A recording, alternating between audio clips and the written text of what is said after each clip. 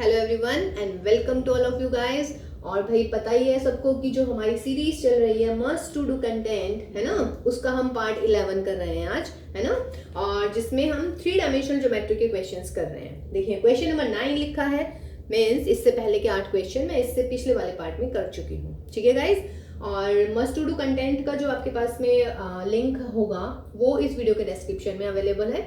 इसके साथ ही जो 3 डायमेंशनल ज्योमेट्री के कुछ और इंपॉर्टेंट क्वेश्चंस हैं उनका लिंक भी आपको जो है इस वीडियो के डिस्क्रिप्शन में मिल जाएगा। ओके गाइज, तो चलिए भाई क्वेश्चन नंबर 9 से स्टार्ट करते हैं हम। ठीक, तो क्वेश्चन नंबर 9 में क्या कह रहे हैं कि you have to find the equation of a plane through 3 4 1 0 1 0, यानी कि through these 2 points and parallel to the line this, यानी कि आपको एक प्लेन निकालना है जो पॉइंट ए एंड बी से तो पास करे और इस लाइन के हो पैरेलल। ओके, तो लेट क्या कंसीडर करते हैं, पहले A B C with the direction ratios of the plane लिखूं, नहीं, नॉर्मल टू द प्लेन। ये खास बात थी यहाँ पर कि प्लेन के डायरेक्शन रेशियोज नहीं होते हैं, नॉर्मल जो होता है हमारा प्लेन का उसके होते हैं, है ना। तो अगर सपोज कीजिएगा ये हमारा प्लेन ले लेते हैं, तो ये जो n है this is the normal vector, और नॉर्मल क्या होता है, परपेंडिकुलर टू प्लेन होता है। ठीक है, अब तो इक्वेशन ऑफ द प्लेन क्या होने वाली है, तो equation of the plane through the point, जो भी आपका पॉइंट है फर्स्ट पॉइंट ले लीजिएगा, थ्रू द पॉइंट ए के कोऑर्डिनेट कितने हैं 3 4 1। अब आपको इससे पहले वाली क्लास में बताया गया है कि अगर A B C direction ratios होते हैं नॉर्मल टू द प्लेन के और हमारे पास में एक पॉइंट भी होता है, तो इक्वेशन क्या होने वाली है आपके पास में, a into X minus X one plus B into Y minus Y one plus C into z minus Z one equal to 0। देखिए ये बिल्कुल जो फॉर्मूला था इससे लास्ट वाली जो क्लास है उसमें हमने बिल्कुल अच्छे से एक्सप्लेन किया था, तो लास्ट वाली क्लास को भी देख लीजिएगा। ओके, तो चलिए ये होगी मेरी इक्वेशन ऑफ द प्लेन। ठीक, अब मुझे किसकी वैल्यू फाइंड आउट करनी है, बिल्कुल क्लियर है। अगर मेरे पास में ए बी और सी की वैल्यू आ जाती है तो I will find the what, plane, equation of the plane. Okay, and I will get my answer. ना यहां तक कोई प्रॉब्लम नहीं है। अब आइएगा, एक पॉइंट और गिवन है, also point B 0 1 0 lies on the plane 1। यही तो है कि प्लेन इन दोनों पॉइंट से पास कर रहा है, तो एक पॉइंट से जाने वाले प्लेन की हमने इक्वेशन निकाल दी है जिसके डायरेक्शन रेशियोज ये है। ठीक, अब दूसरा पॉइंट भी है जिससे प्लेन पास कर रहा है, इसका मतलब this point lies on this plane. कहीं भी 2 पॉइंट है, सपोज कीजिए पॉइंट ए है, ये सपोज कीजिए पॉइंट बी है, तो अगर पॉइंट बी लाई करेगा प्लेन पर, इसका मतलब क्या होगा, एक्स वाई जेड की वैल्यू को सेटिस्फाई करेगा। Means a into 0 minus 3 plus B into 1 minus 4 plus C into 0 minus 1। इसका मतलब minus 3a minus 3b minus C equal to 0, या फिर 3a plus 3b plus C equal to 0। ये होगी equation number 2। ठीक है, देखिए आप कंसेप्ट को समझिएगा। ओके, फॉर्मूले अगर याद नहीं हो रहे हैं इसके सारे के सारे फॉर्मूले, तो भी आप, यदि आपको कंसेप्ट पता है, जैसे ये वाला फॉर्मूला मुझे पता है, आफ्टर दैट मुझे ये वाली चीज भी पता है कि अगर कोई पॉइंट लाई करता है प्लेन पर तो इसका मतलब क्या होता है, एक्स वाई जेड की वैल्यू को सेटिस्फाई करेगा। तो यहां से एक इक्वेशन ये हो गई है। अब जो मोस्ट इंपॉर्टेंट थिंग है इस क्वेश्चन में, कंडीशन, यानी कि वो है this one, plane is parallel to this line. देखिए ये हमारा प्लेन है, ठीक, और ये प्लेन हमारा है, ये लाइन है मेरी, कोई भी लाइन पी क्यू, इस लाइन के पैरेलल। डायग्राम से समझिएगा इसको, this is my plane and this is the line. Question is what, the plane is parallel to this line, means this plane is parallel to this line. Okay, तो आप क्या बता सकते हैं मुझे, इस वेक्टर n में और इस लाइन पी क्यू में क्या रिलेशन है, ये आपस में परपेंडिकुलर है। डायग्राम से बहुत ऑब्वियस है चीजें, plane and line is what, parallel. ठीक, तो डायग्राम में दिख गया, इसका मतलब normal and line is what, perpendicular. ठीक, ये बहुत बढ़िया कंसेप्ट है और ये आपको याद रखना है, बहुत मतलब समझना है, याद नहीं रखना है, समझना है। ठीक, तो अब क्या लिखेंगे, because plane one is parallel to line, इस लाइन का नाम मैंने लिख दिया पी क्यू, तो this implies what, normal vector N is perpendicular to line A B. कोई दिक्कत इसमें? बिल्कुल भी दिक्कत नहीं होनी चाहिए। I have draw the diagram actually, और डायग्राम से चीजें बिल्कुल क्लियर आपको दिख रही है बच्चों। ओके, अब बताइएगा एन क्या है, नॉर्मल वेक्टर है, पी क्यू भी एक लाइन है, यानी कि एक वेक्टर हो जाएगा हमारे पास में। दो वेक्टर्स परपेंडिकुलर कब होते हैं भाई, दो वेक्टर परपेंडिकुलर कब होते हैं, यानी कि टू लाइंस, ये भी एक लाइन ही तो है नॉर्मल और ये एक लाइन है P Q. Two lines are perpendicular if a1 a2 plus b1 b2 plus c1 c2 equal to 0। और a1 a2 b1 b2 और c1 c2 क्या है, वो है हमारे डायरेक्शन रेशियोज। तो इसका मतलब क्या होगा, दिस इंप्लाइज n के जो डायरेक्शन रेशियोज हैं, क्या है n के direction ratios, a b and c। और भाई जो लाइन ab है, ab के डायरेक्शन रेशियोज क्या है, प्रॉपर फॉर्म में है या नहीं, बिल्कुल स्टैंडर्ड फॉर्म में है हमारी लाइन। तो लिख लेते हैं, तो direction ratios of the line PQ थी, AB नहीं, PQ क्या होने वाले हैं, X पॉजिटिव है, Y भी पॉजिटिव है, Z भी पॉजिटिव है, तो उसका मतलब जो ये डिनोमिनेटर में लिखे होते हैं ये होते हैं direction ratios 275। And direction ratios of the vector NR क्या होने वाले हैं, ये हमने कंसीडर करे हैं ABC, देखिए ये रहे ABC। अब अगर ये परपेंडिकुलर है तो क्या होने वाला है, a1 a2 plus b1 b2 plus c1 c2 equal to 0। This is my equation number 3। अब क्या करना है गाइस, इक्वेशन नंबर सेकेंड और इक्वेशन नंबर थर्ड को हमें सिर्फ सॉल्व करना है।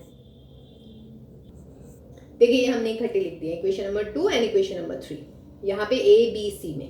अब इसके तरीके के इसको सॉल्व करने के दो तरीके हैं, क्या हो सकता है, या तो मैं a को एलिमिनेट कर दूं डिटर्मिनेंट की हेल्प से, तो x माइनस 3, यहाँ पे a का कोफिशिएंट 3, यहाँ पर a का कोफिशिएंट 2, यहाँ पर b का कोफिशिएंट y माइनस 4, यहाँ पर b का कोफिशिएंट 3, यहाँ पर b का कोफिशिएंट 7, यहाँ पे c का कोफिशिएंट z माइनस 1, यहाँ पर c का कोफिशिएंट 1, यहाँ पर c का कोफिशिएंट 5। तो यहाँ से a b c एलिमिनेट हो गए।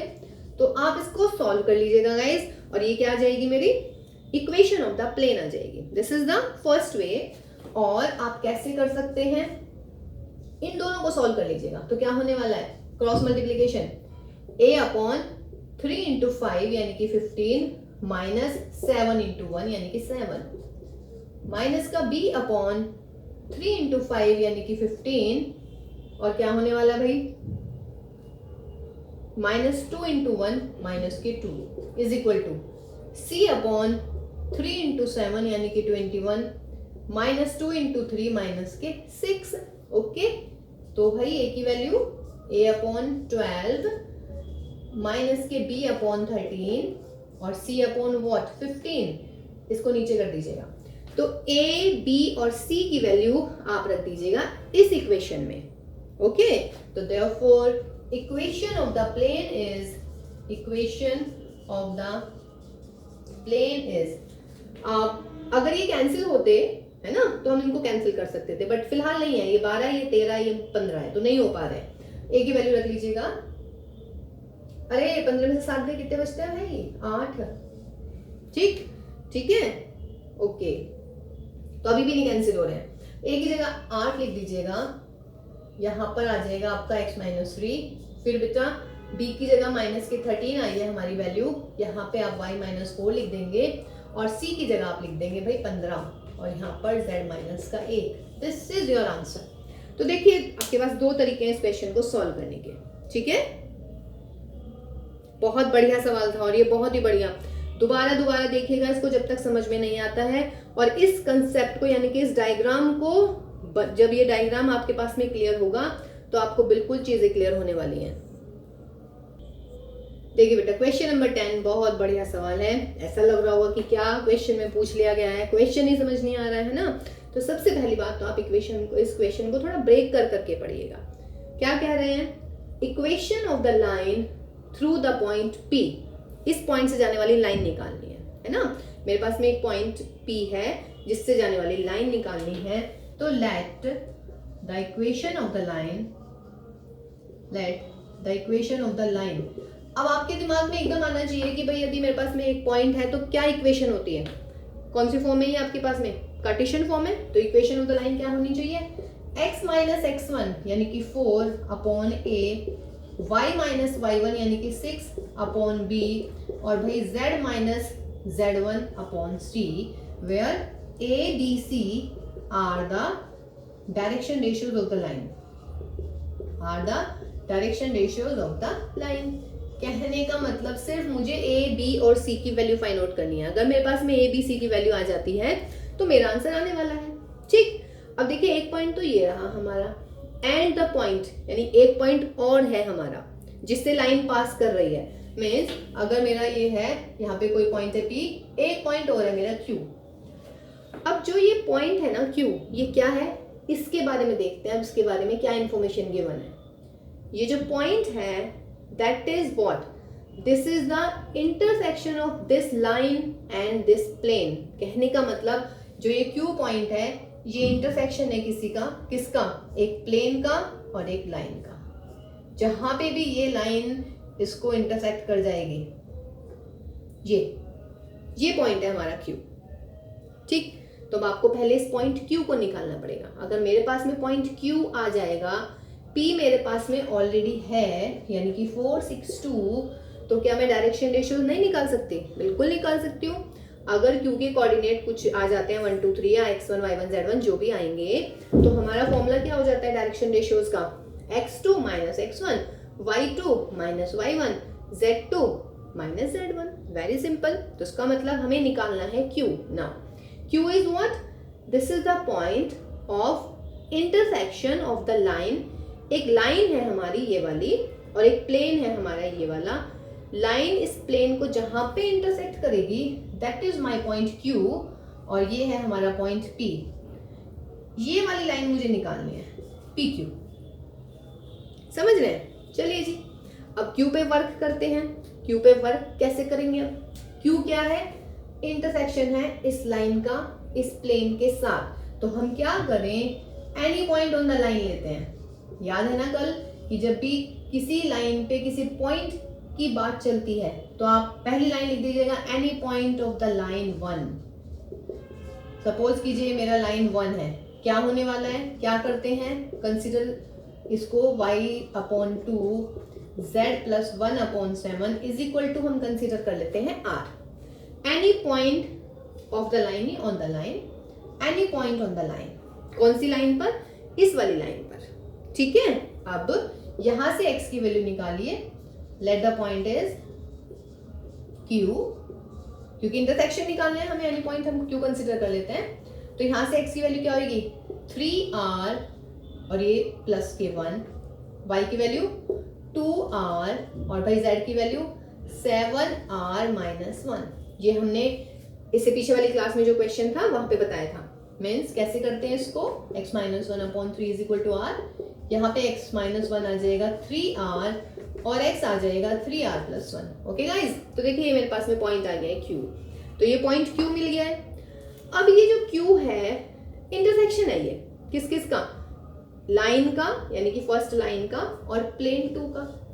अब इंटरसेक्शन पॉइंट की क्या खास बात होती है कि इंटरसेक्शन पॉइंट जो होता है वो दोनों कर्व पे होता है। लाइन पे तो है ही, हमने ले लिया है। इसका मतलब जो ये Q है ये प्लेन पर भी लाई करेगा, तभी तो इंटरसेक्शन होगा ना भाई। ठीक, also Q lies on the plane, Q lies on the plane 2। अब Q अगर प्लेन पे लाई कर रहा है, रिवाइंड कीजिएगा क्या बताया इससे पहले क्वेश्चन में कि अगर कोई पॉइंट किसी कर्व पर लाई करता है तो इसका मतलब वो x y z को सेटिस्फाई करेगा। तो कर दीजिएगा, देयरफॉर x की बजाय ये लिख देंगे हम 3r प्लस 1 और भाई y की जगह लिख देंगे 2r और z की जगह लिख देंगे this one and this is equal to 8। 3 और 2 5, 5 में से 7 चले जाते हैं तो माइनस के 2r, ये प्लस के 2 हो गया that is 8, minus 2r is 6 and r is what minus के 3। तो देयरफॉर पॉइंट Q निकाल लीजिएगा भाई, r की जगह लिखिए माइनस के 3, तो 3 into minus 3 plus 1, 2 into minus 3 और भाई 7 इंटू माइनस 3 माइनस 1, तो दैट इज माइनस के 9 प्लस 1 माइनस के 8 माइनस के 6 माइनस 21 माइनस 1 माइनस के 22। तो देखिए Q के कोऑर्डिनेट भी आ गए हैं। अब मेरे पास में P भी है और Q भी है, तो मुझे क्या निकालना था, equation of the line through PQ। तो कहने का मतलब मुझे इक्वेशन निकालनी है एक लाइन की, लाइन PQ की। तो एक पॉइंट तो मैंने ले रखा है, ABC निकालना है, तो क्या होने वाली है, therefore equation of the line is -8 - 4।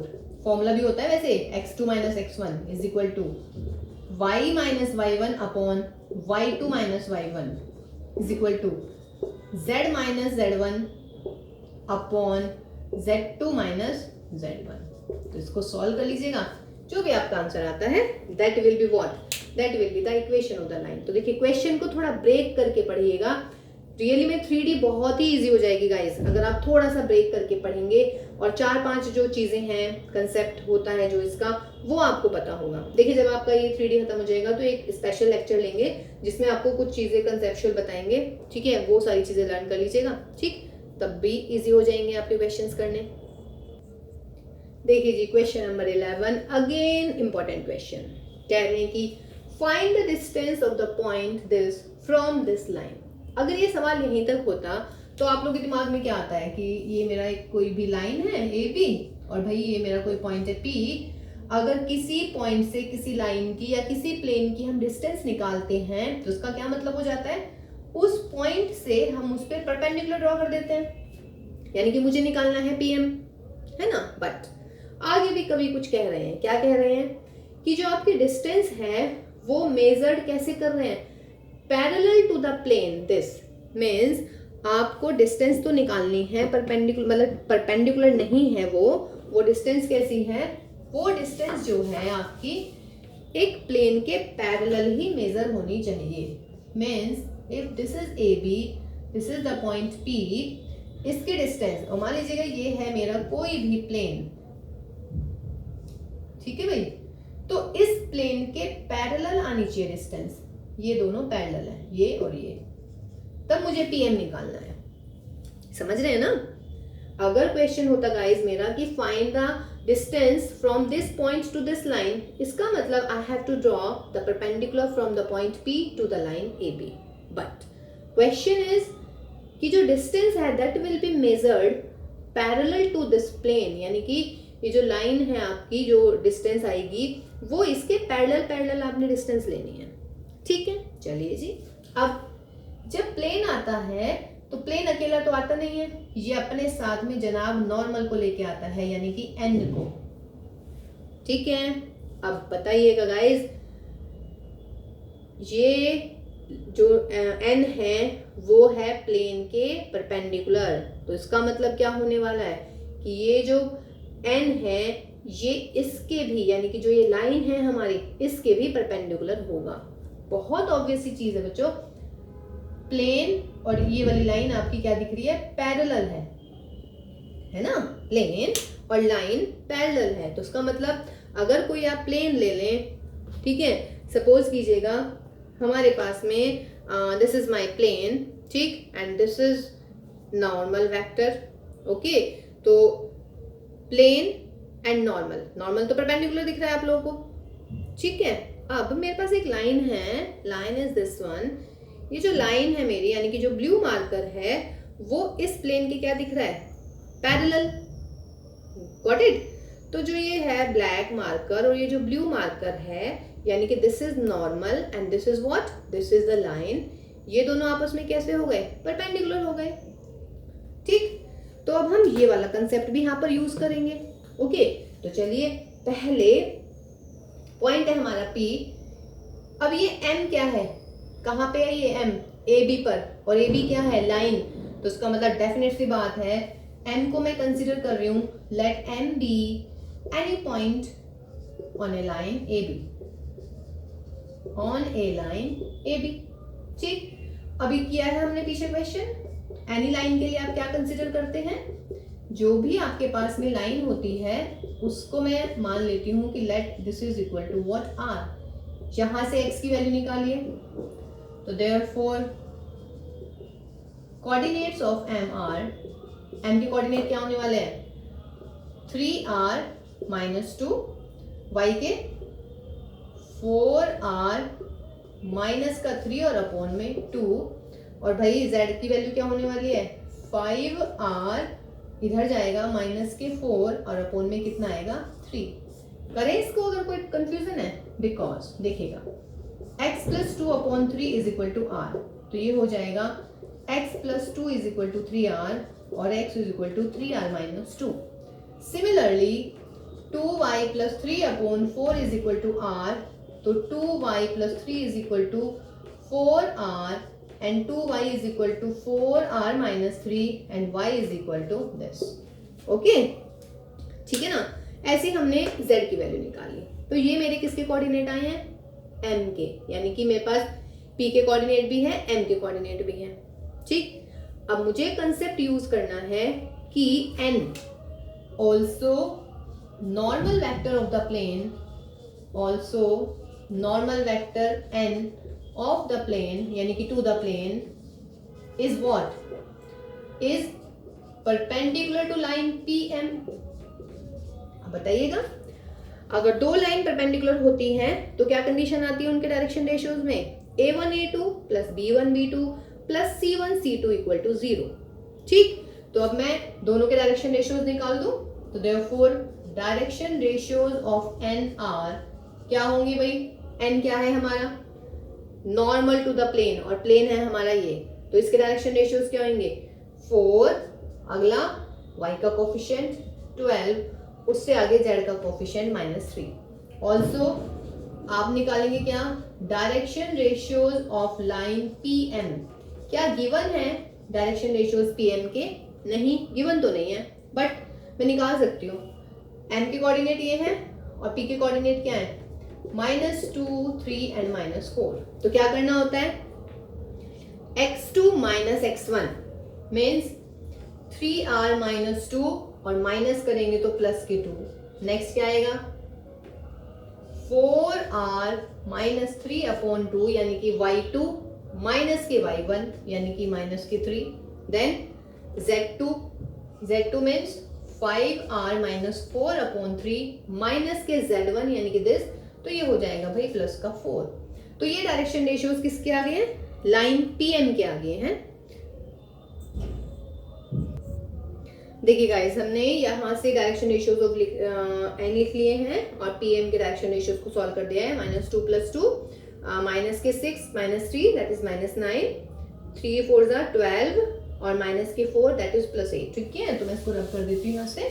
Okay, अब कौन से वाला फंडा यूज करेंगे भाई, कि because n is what, perpendicular to PM, तो क्या होने वाला है A1 A2 यानी कि 4 into 3r plus B1 B2 यानी कि 12 into 4r minus 9 upon 2 plus C1 C2 यानी कि C1 C2 5r plus 8 upon 3 is equal to कितना 0। परपेंडिकुलर की ये कंडीशन होती है, सॉल्व कर लीजिएगा, यानी कि 12r यहाँ पर 6 आ जाएगा, 6 चौक 24, 6 निम 54 और भाई ये गया, तो ये माइनस के 5r माइनस 8 इज 0।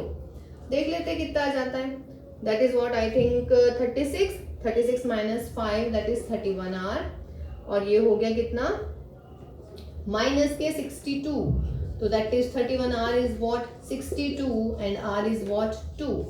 तो देखिए r की वैल्यू 2 आ गई है, तो हेंस कोऑर्डिनेट ऑफ m, आप कोऑर्डिनेट ऑफ m निकाल दीजिएगा, कोऑर्डिनेट ऑफ m r क्या होने वाले हैं, r की जगह 2 लिखिएगा, 2 3 जा 6 माइनस 2 दैट इज 4, r की जगह 2 लिखिएगा, 2 4 जा 8 minus 3 5 that is 5 upon 2, and then r is equal to 2 रखेगा, 5 टू 10, 10 माइनस 4 यानी कि 6, 6/3 दैट इज व्हाट 2। ठीक है भाई, तो ये आ गया हमारे m के कोऑर्डिनेट। तो हेंस डिस्टेंस निकालनी है मुझे p और m के बीच की। ठीक, तो p और m के बीच की डिस्टेंस क्या होगी, p क्या है हमारा -2, 3, -4, तो क्या होती है x2 माइनस x1 का होल स्क्वायर, तो 4 + 2 का whole square plus y2 minus y1 का होल स्क्वायर। p और m के बीच के डिस्टेंस का फॉर्मूला लगा रहे हैं जस्ट, और भाई z2 माइनस z1 का whole square that is plus के 4 का square and solve this. Okay, और आपको जो है इसका आंसर मिलने वाला है। देखिए गाइस, क्वेश्चन नंबर 12 है आपका equation of the plane through the point -1, 3 and 2 and perpendicular to each of the planes. हाँ जी, ये क्वेश्चन हम ऑलरेडी कर चुके हैं। क्वेश्चन नंबर 8 जो है हमारा बिल्कुल सेम है, बस आपके डिजिट्स इसमें चेंज है, तो इसको आप खुद कीजिएगा, है ना। तो means do it yourself, this is for your practice guys. ठीक है, तो ये आप कर लीजिएगा। इससे पहले वाले पार्ट में हमने किया है क्वेश्चन नंबर 8, बिल्कुल सेम है, तो आपको मेरे ख्याल से आना भी चाहिए ये। ठीक है, तो चलिए नेक्स्ट क्वेश्चन की तरफ मूव करते हैं अभी हम। देखिए जी, question number 13, you have to find the equation of the plane through these 3 points. ठीक है, इन तीनों पॉइंट से जाने वाले आपको प्लेन की इक्वेशन फाइंड आउट करनी है। आगे भी कुछ कह रहे हैं कि also find the distance of the point P यानी कि 659 फ्रॉम दिस प्लेन। ठीक है जी, अब देखिएगा, ये क्वेश्चन एक तो डायरेक्ट फॉर्मूला बेस्ड भी है, अगर आपको फॉर्मूला याद है तो इक्वेशन थ्रू 3 पॉइंट्स, मतलब equation of the plane through 3 points क्या होती है, डायरेक्ट आप फॉर्मूला लगा सकते हैं। Equation of the plane through ABC, through ABC is क्या होने वाली है, x माइनस x1 यहाँ पर y माइनस y1 यानी कि +1, z माइनस z1। ठीक, ये हमने फॉर्मूले में लिखा था, और यहाँ पर क्या हो जाता है फिर x2 माइनस x1 यानी कि 5 माइनस 3, फिर y2 माइनस y1 यानी कि 2 + 1, फिर z2 माइनस z1 यानी कि 4 माइनस 2। नेक्स्ट रो में क्या होने वाला है भाई, x3 माइनस x1 या x3 माइनस x2 भी हो सकता है, तो -1 - 3 एक ही को लिख रहे हैं हम, इसलिए -1 प्लस के 1 और भाई 6 माइनस 2, और इस डिटर्मिनेंट को इक्वल रख दीजिएगा 0 के। तो ये आपका डायरेक्ट फॉर्मूला होता है x minus x1, y minus y1, z minus z1। Second row में x2 minus x1, y2 minus y1, z2 minus z1, and third row में x3 minus x1, y3 minus y1, z3 minus z1। यहाँ पर 2 भी हो सकता है, यानी कि x2, y2 एंड z2, उससे कोई फर्क नहीं पड़ने वाला गाइस। ठीक है, इस डिटर्मिनेंट को सॉल्व कर दीजिएगा। तो x minus 3 that is 2 minus के 4, y plus 1 that is 3 and 0, z minus 2 that is 2 and 4 equal to what, 0. Solve this guys, x minus 3, 3 4s are 12 और यहाँ पर 0 माइनस, फिर y plus 1 आता है, then 4 2s are 8 और minus 4 2s are 8, minus का आएगा तो ये प्लस का होने वाला है, और then z minus 2 क्या हो जाएगा 0 माइनस, और ये माइनस का आने वाला है तो प्लस 12 इक्वल टू 0। तो कितना हो गया भाई, 12 x माइनस 3, 8 और 8 16, y प्लस 1 और भैया ये आ गया 12, तो 12 z minus 2 equal to 0, multiply कर लीजिएगा, आपका आंसर आ जाएगा।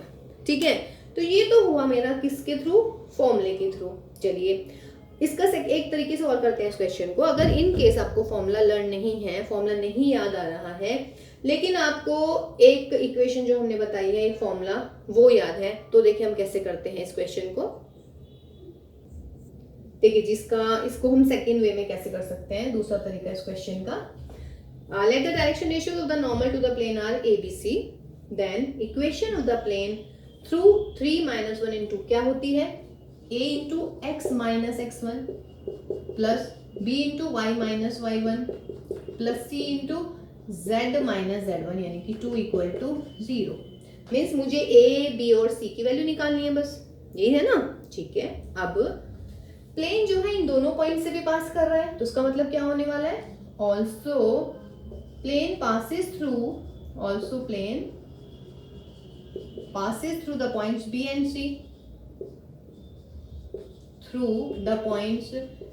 एंड c, तो उसका मतलब क्या होगा, therefore BC lies on the plane, ये तो मतलब होता है ना। तो भाई अगर B और C लाई करेंगे प्लेन पर, तो उसका मतलब क्या होगा गाइज, ये x y z को मतलब x y z की जगह रख देंगे और नेक्स्ट कंडीशन में x y z की जगह ये सेटिस्फाई हो जाएगा। तो क्या होने वाला है मेरे पास में, a इंटू एक्स की जगह पहले 5 रखिएगा, that is 5 minus 2 plus b into y की जगह 2 रख देते हैं भाई, और भैया ये हो गया मेरा c, और z की जगह रख देते हैं 4 माइनस 2 इज 0। तो इसका मतलब a into what is this 3 plus b into 3 और भाई c 2 इक्वल टू 0। ठीक, एंड जब मैं c रखूंगी यानी कि माइनस का 1, तो कितना होने वाला है, a इंटू माइनस 1 माइनस 3 यानी कि माइनस 4, दूसरा भी माइनस 1 है यानी कि y की जगह माइनस 1 रखेंगे तो b इंटू 0 होने वाला है, और c के साथ में क्या आने वाला है, z की जगह क्या रखेंगे आप 6, तो 6 माइनस 2 यानी कि 4 इक्वल टू 0। अब यदि मैं यहाँ से a b c को एलिमिनेट कर दूं तो क्या आ जाएगा, अगर आप यहाँ से a b c को एलिमिनेट कर दें, कौन कौन सी कंडीशन से, नंबर 1, नंबर 2, नंबर 3 से, इन दोनों से इन तीनों से a b c को एलिमिनेट कर दीजिएगा, तो कितना आने वाला है, determinant of x minus 3 3 minus 4, y plus 1 3 0, z minus 2 2 and 4। इस डिटर्मिनेंट को सॉल्व कर लीजिएगा।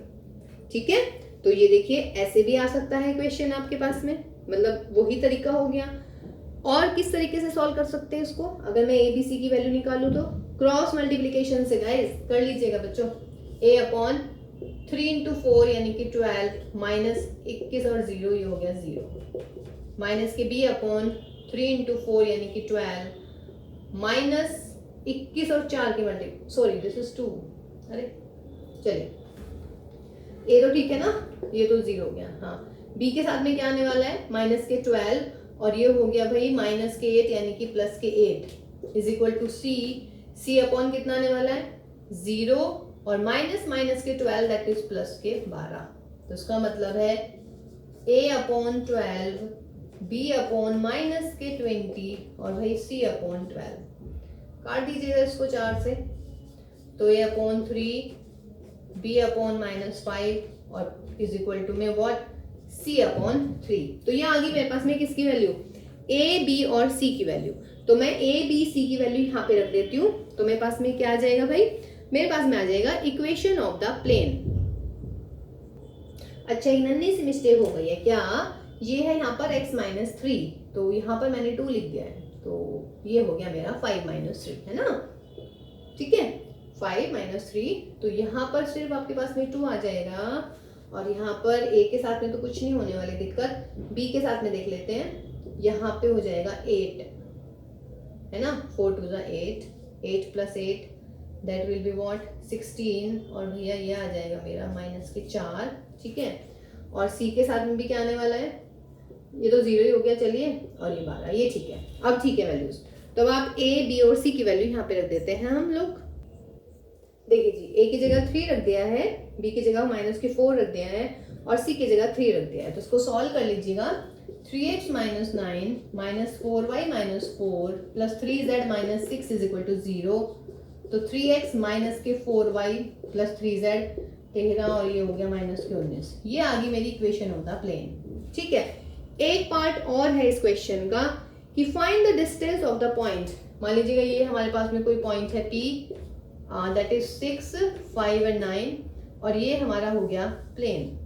तो कह रहे हैं कि इस पॉइंट की इस प्लेन से क्या निकालनी है, हमें डिस्टेंस निकालनी है। तो डायरेक्ट फॉर्मूला होता है मेरे पास में, ठीक है ना, तो आप डायरेक्ट फॉर्मूला लगाइएगा इसका।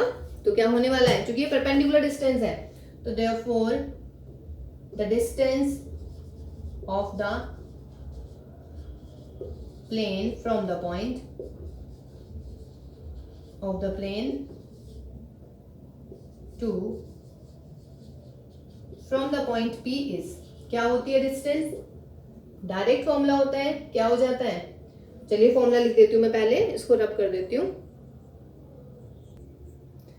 देखिए जी, अगर मेरे पास प्लेन है ax plus b y plus c z plus d is equal to 0 और पॉइंट है हमारा x1 y1 z1, तो अगर हमें परपेंडिकुलर डिस्टेंस निकालनी है from this point to this plane, मैंने एक डायग्राम भी बनाया था like this is your point P और ये है हमारा प्लेन, इस पॉइंट की इस प्लेन से डिस्टेंस निकालनी है, तो डायरेक्ट फॉर्मूला होता है एक्स वाई जेड को रिप्लेस कर दीजिएगा x1 y1 z1, यानी कि ax1 plus by1 plus cz1 plus d upon कर दीजिएगा x के कोफिशिएंट यानी कि a का स्क्वायर प्लस y का कोफिशिएंट यानी कि b का स्क्वायर प्लस z का कोफिशिएंट यानी c का स्क्वायर और उसका अंडर रूट। मॉडुलस क्यों लगा रहे हैं भाई? मॉडुलस हम इसलिए लगा रहे हैं क्योंकि लेंथ है तो लेंथ नेगेटिव तो हो ही नहीं सकती, तो यहाँ पे लिख लिए फॉर्मूला लगाइएगा। तो therefore P is equal to x को किससे रिप्लेस करेंगे? 6 से, 4 इंटू y को किससे रिप्लेस करेंगे? 5 से, और z को किससे रिप्लेस करेंगे? 9 से, माइनस के 19 अपॉन 3 का स्क्वायर प्लस माइनस 4 का स्क्वायर प्लस 3 का स्क्वायर और अंडर रूट लगा दीजिएगा। तो ये हो जाएगा 18 माइनस 20, ये हो गया 27 माइनस 19 और ये हो गया भाई 9 प्लस 16 प्लस 9। देख लीजिएगा जितना भी आ रहा है, ठीक है।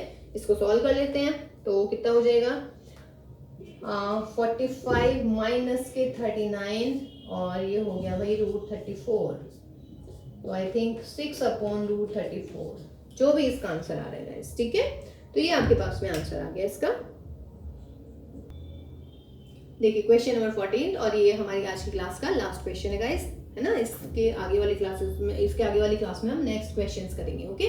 तो चलिए, कह रहे कि show that these two lines are coplanar. तो पहले यहाँ तक का क्वेश्चन करते हैं, after that this one.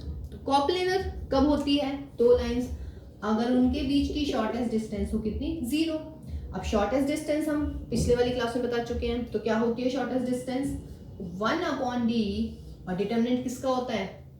Determinant आ जाता है यहाँ पर x2 माइनस x1 का, ये होता है ना। अब x2 माइनस x1 आपने निकालना है तो मैं इनको स्टैंडर्ड फॉर्म में लिख लूँ, तो that is x minus minus के 3 अपॉन माइनस 3, y माइनस के 1 अपॉन 1, z माइनस 5 अपॉन 5 और यहाँ पर भी x माइनस माइनस के 1 upon minus 1, y minus 2 upon 2, z minus 5 upon 5, ठीक है ना। तो ये हमने दोनों लाइंस लिख ली हैं स्टैंडर्ड फॉर्म में। वैसे ये ऑलरेडी स्टैंडर्ड फॉर्म में है, बट स्टैंडर्ड फॉर्म से मेरा मतलब यहाँ ये था कि मुझे जो है क्वेश्चन मिल जाए कैसा, मतलब मुझे पॉइंट मिल जाए, ठीक। अब ये x2 है, ये x1 है, तो माइनस के 1 माइनस माइनस के 3, ये x2 y2 है, ये y1 है यानी कि 2 माइनस 1, ये z2 है, ये z1 है यानी कि 5 माइनस 5, ठीक है ना। x2 माइनस x1 और आपके पास में ये हो जाएगा, ठीक गाइस। अब यहाँ पर a1 b1 c1, a1 कितना है भाई? माइनस के 3, ये कितना है? 1, ये कितना है? 5 माइनस के 1, b2 कितना है? 2 और ये कितना है? 5। अब इस डिटरमिनेंट को सॉल्व कर लीजिएगा। देखिए मैं ये नहीं निकाल रही हूँ क्योंकि यही 0 आ जाएगा, तो फिर मुझे इसकी जरूरत ही नहीं निकालने की d की। d पता है ना क्या होता है? This into this minus this into this का square, this into this minus this into this का square plus this into this minus this into this का स्क्वायर और फिर उसका अंडर रूट कर देते हैं, है ना। कल देखिए, कल वाली क्लास उसमें हमने शॉर्टेस्ट डिस्टेंस बिल्कुल प्रॉपर वे में बताया हुआ है कि क्या होती है ना। ये डिटरमिनेंट देख लीजिएगा, 1 plus 3 this is 2 that is 1, this is 0, minus 3 1 5 minus 1 2 and 5। Solve कर लेते हैं तो डिटरमिनेंट देखिए कितना आने वाला है। इसको डिटरमिनेंट को यदि मैं सॉल्व कर दूं तो भाई 2 कितना हो गया?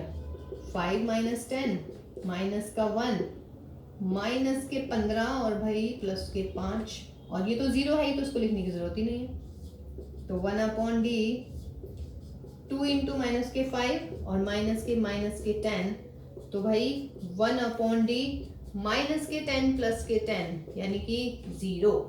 तो अगर शॉर्टेस्ट डिस्टेंस 0 है तो इसका मतलब है both the line are both the lines are coplanar, यही आपको शो करना था, ठीक है।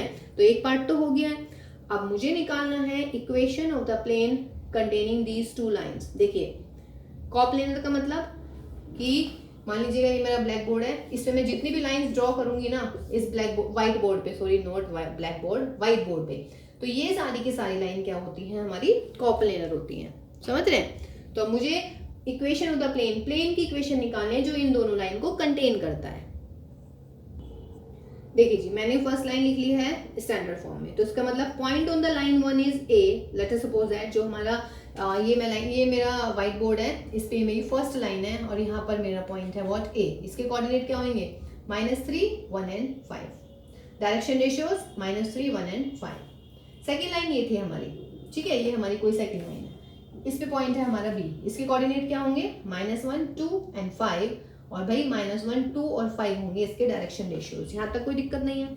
अब एक बार बताइएगा, सपोज कीजिए यही मेरा आंसर है जो मेरा व्हाइट बोर्ड है, ठीक। अब जो ये पॉइंट ए है, क्या ये इस व्हाइट बोर्ड पे है, ऑफ कोर्स है। इसका मतलब point A, that is point A and point B कहाँ लाई कर रहे हैं, लाइज ऑन द प्लेन।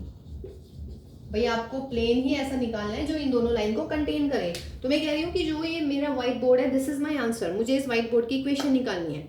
एक लाइन ये होगी, एक लाइन ये होगी। इस लाइन पे पहला पॉइंट ए है, इस लाइन पे पॉइंट है मेरा बी। तो इसका मतलब ये जो दोनों पॉइंट है ए और बी, ये प्लेन पर भी लाई करेंगे, ठीक है। इसका मतलब मुझे इक्वेशन निकालनी है, equation of the plane through the point A and B, means दो पॉइंट मेरे पास आ गए हैं। अब ये प्लेन है, सपोज कीजिए ये है इस प्लेन का नॉर्मल, यानी कि एक लाइन है इसके परपेंडिकुलर, ये जो आपको परपेंडिकुलर दिख रहा है ना, ठीक। तो भाई अगर ये व्हाट इज दिस, परपेंडिकुलर क्या होता है, परपेंडिकुलर होता है नॉर्मल। तो यानी कि अगर नॉर्मल जो है परपेंडिकुलर होता है प्लेन के, और ये जो प्लेन है मेरी ये जो लाइन है मेरी इस प्लेन पर बनी हुई है, तो इसका मतलब क्या हुआ भाई कि जो ये नॉर्मल है ना, ये भी इन दोनों लाइन के क्या होने वाला है, परपेंडिकुलर। समझ रहे हैं, this is my normal to the plane, normal is perpendicular to plane, ठीक। तो क्लियर सी बात है बच्चों कि जो ये मेरा नॉर्मल है ये दोनों लाइन के परपेंडिकुलर होगा। तो आप मान लीजिएगा कि let A B C are the direction ratios of the normal to the plane, normal to the plane. तो क्या होगा, therefore n is what, perpendicular to line 1 and line 2, very much simple, ठीक है। अब नॉर्मल वेक्टर यानी कि एक line 1 और लाइन 2 दोनों के परपेंडिकुलर है, तो इसका मतलब दोनों के डायरेक्शन रेशियोज में रिलेशन क्या होगी, a1 a2 plus b1 b2 plus c1 c2 equal to 0। तो देखिए जो मैंने बोला है वो मैंने लिख दिया है ना। तो देयरफॉर क्या होने वाला है, यहाँ से सॉल्यूशन है, therefore we have to find a plane which passes through the point -3, 1 and 5, that is point A and the point B. इन दोनों पॉइंट से जाने वाला प्लेन निकालना है जिसका नॉर्मल वेक्टर इन दोनों लाइन के क्या हो, परपेंडिकुलर। तो क्या मानेंगे, और हमने नॉर्मल वेक्टर के डायरेक्शन रेशियोज क्या कंसीडर कर रहे हैं, ए बी सी। तो therefore equation of the plane, therefore equation of the plane is a into x minus x1 यानी कि x plus 3 plus b into y minus y1 plus c into z minus z1 equal to 0। अब मुझे क्या निकालना है, a b और c की value निकालनी है। अब मेरे पास ये वाला पॉइंट भी इस प्लेन पर पड़ रहा है, तो मैं इस पॉइंट को यहाँ पर सेटिस्फाई करा सकती हूँ, ठीक है। और क्या कह रहे हैं क्वेश्चन में कि n जो है लाइन 1 के परपेंडिकुलर है और लाइन 2 के भी परपेंडिकुलर है। तो इसका मतलब क्या हो जाएगा, ऑल्सो n के डायरेक्शन रेशियोज हैं a b c और फर्स्ट लाइन का है -3, तो क्या होने वाला है, a into -3 plus b into 1 plus c into 5 equal to 0। And normal जो है हमारा नॉर्मल वेक्टर वो लाइन 2 के भी परपेंडिकुलर है, तो लाइन 2 के direction ratios a into -1 plus b into 2 plus C into 5 equal to 0। ये हो गई हमारी 3 इक्वेशंस, जहां से मुझे ए बी सी को एलिमिनेट करना है। तो कर देते हैं एलिमिनेट, या तो आप ए बी सी की वैल्यू निकाल लीजिएगा, ठीक है, जैसे आपको इजी लगे आप वैसे कीजिएगा। तो चलिए मैं ए बी सी की वैल्यू निकाल लेती हूँ। तो -3a plus b plus 5c equal to 0 minus a plus 2b plus 5c equal to 0। तो a अपॉन कितना 1 इंटू 5 यानी कि 5 माइनस 5 इंटू 2 यानी कि 10 minus b upon 5 into -3 minus 15 और ये हो जाएगा प्लस के 5 और c upon -3 into 2 that is minus के 6 एंड 1 इंटू -1 यानी कि प्लस के 1 जो कि माइनस ऑलरेडी आएगा। तो यहाँ से अगर आप वैल्यूज निकालेंगे तो a upon -5 minus b upon -10 और भाई c अपॉन -5, ये हटा दीजिएगा माइनस से माइनस, तो क्या मिलने वाला है a अपॉन माइनस का 1 b अपॉन 2 और c अपॉन माइनस के 1। a की वैल्यू, b की वैल्यू और c की वैल्यू यहाँ पे रख दीजिएगा and you will get your answer. ठीक है गाइज, ऐसे भी कर सकती थी या एक कंडीशन b को यहाँ पे सेटिस्फाई कर देती एज यू विश। बहुत ही इंपॉर्टेंट क्वेश्चन है, ठीक है। तो चलिए भाई इन क्वेश्चंस का अच्छे से रिवीजन कीजिएगा और मिलते हैं फिर नेक्स्ट क्लास में। Till then take care all of you and bye bye.